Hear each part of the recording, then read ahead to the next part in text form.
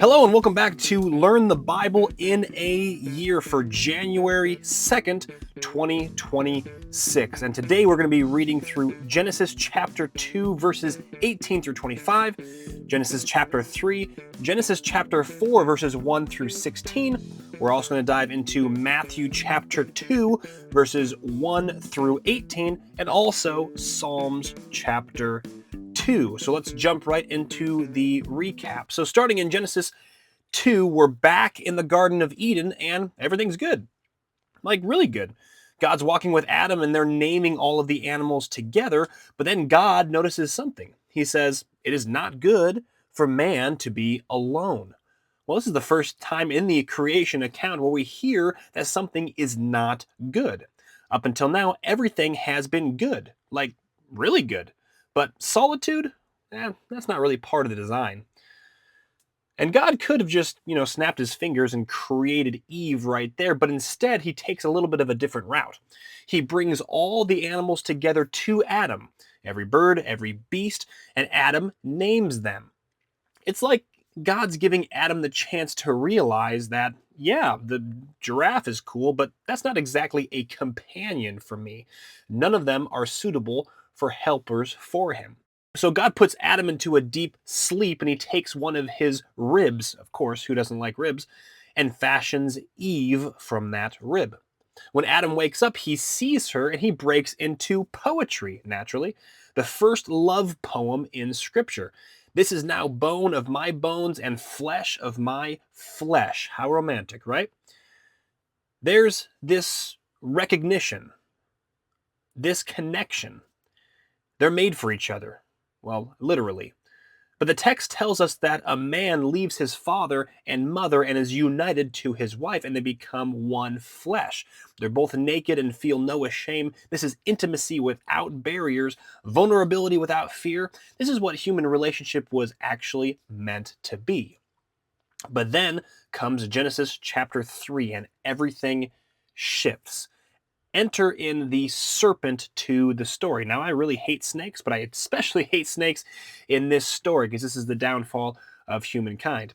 And this serpent is described as more crafty than any of the wild animals. And he approaches Eve with this question: Did God really say you must not eat from any tree of the garden?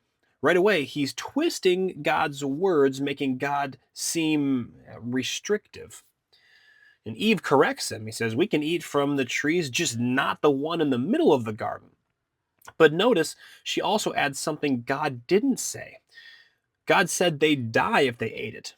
Eve adds, "or touch it." A little bit interesting there. The serpent is adding to God's words, and now Eve is adding to God's words. That's a little bit interesting. But then comes the lie. "You won't certainly die," this is what the serpent says. "God knows that when you eat from it, your eyes will be opened and you'll be like God, knowing good and evil." It's the original temptation. It's really the major temptation. The idea that God is holding out on you and there's something better beyond obedience, that you can be your own God. Eve looks at the fruit. It's good for food, pleasing to the eye, desirable for gaining wisdom. And so she takes it and she eats it and she gives some to Adam, who's right by her. By the way, silent through the whole conversation, totally passive, and he eats the fruit too. And immediately everything changes.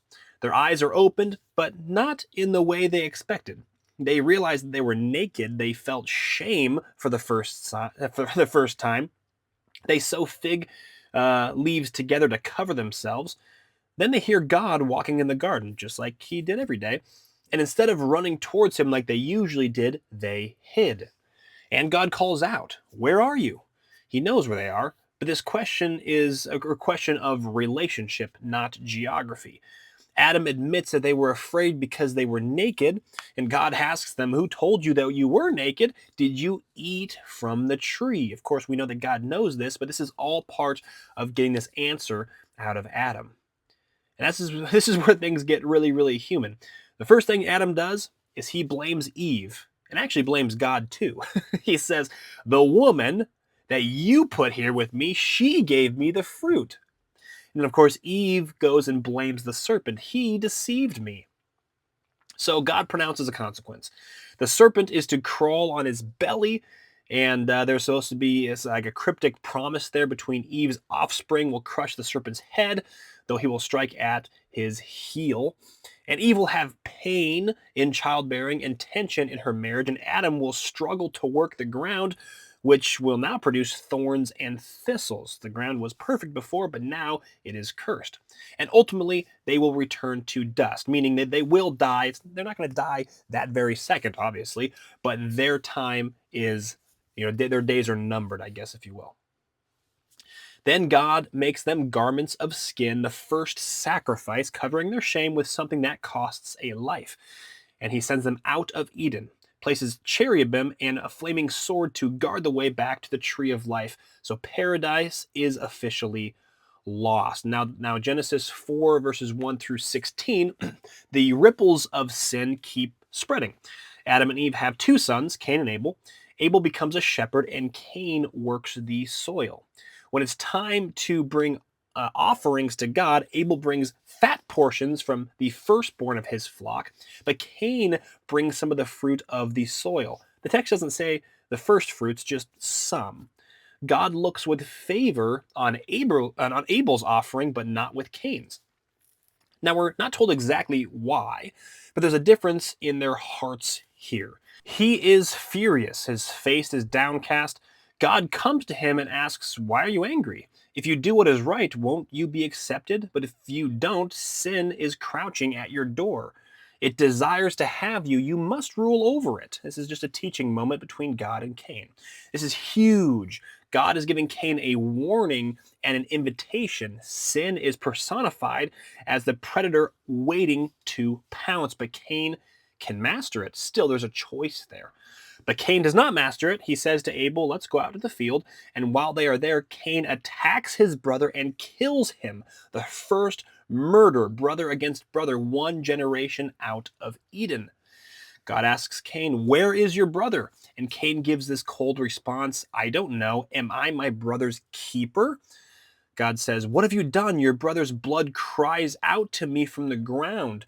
The ground that Cain worked will no longer yield crops for him. He'll be a restless wanderer."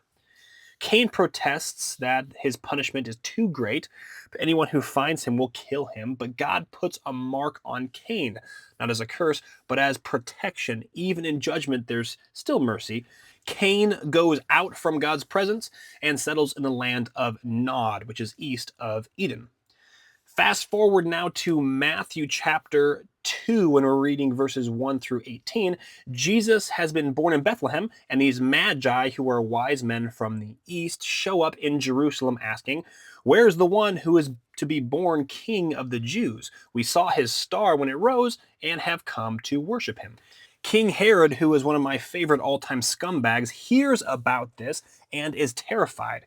He calls together the chief priests and the teachers of the law and asks where the Messiah is supposed to be born.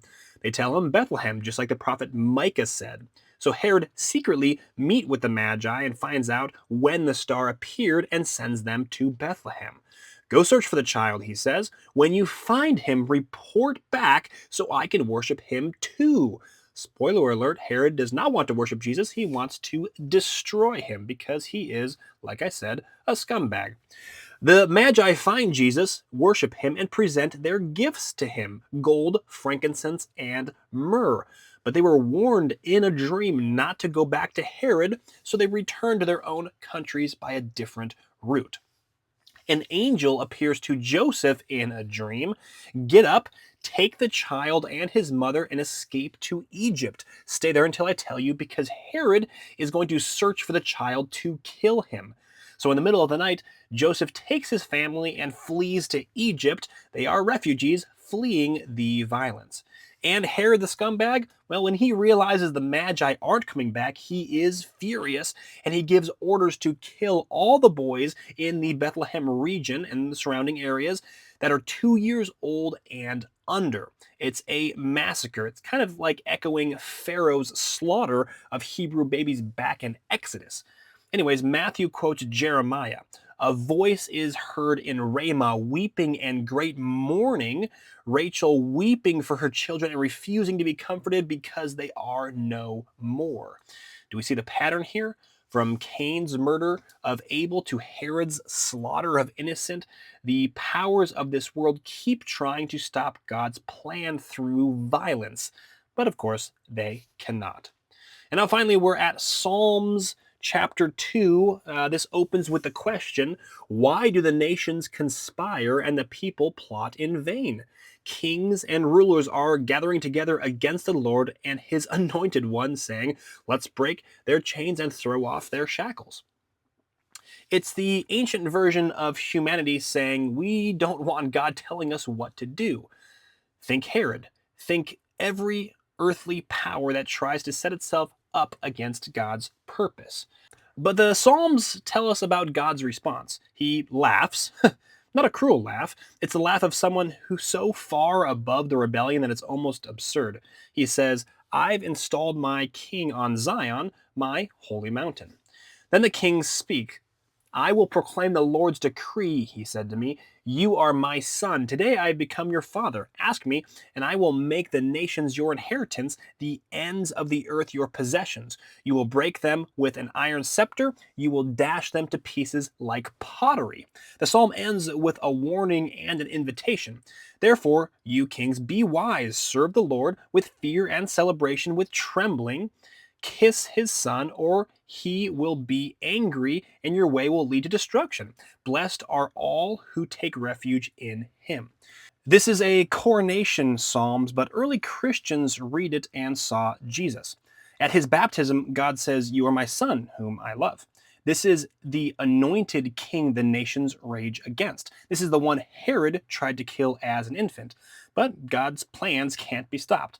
The king is installed. The question is, will we submit and find blessing, or will we rage and find ruin? Okay, so that's the end of the recap. We're going to take a look at the 4 questions for today's reading. We can find these questions in the Learn the Bible in a Year workbook. If you do not have your workbook yet, there is a free digital copy of the workbook. The link to that is in the show notes. You can also get the paperback copy. The link to that is in the show notes as well. Question number 1 is, from Genesis, Cain's story shows us how sin escalates when left unchecked. What area in our lives need attention before it spirals into something bigger? I encourage you to write down the answer there in your workbook. Question number 2, from Matthew 2, Herod felt threatened by Jesus and tried to eliminate him. What kingdoms or priorities in our lives feel threatened when Jesus is given his rightful place? And question number 3 from Psalms, the nations rage and plot against God, yet he laughs at their futility. What worries or fears are you holding on to that seems so big, but to God is actually small? It's a curious question. I like that one. And then the final 4th question, which is the same question every day, what is your main takeaway from today's reading? For me personally, my main takeaway is from the Genesis account about how God is loving, but he's also just. When Adam and Eve sin, he is going to uphold justice. He is going to take them out of paradise, just as justice would require, but he still has patience with them and he still has grace towards them, even though he's upholding justice. All right, the final fun fact for today. Did you know Genesis 6:4 mentions the Nephilim, a Hebrew word meaning fallen ones? This mysterious reference has sparked endless debate, but the text emphasizes that even in a world of giants and heroes, humanity's wickedness, not supernatural beings, grieved God's heart. Interesting fun fact there. Well, that is the end of the recap for January 2nd. I look forward to you tuning in tomorrow for the recap on January 3rd. We'll see you then.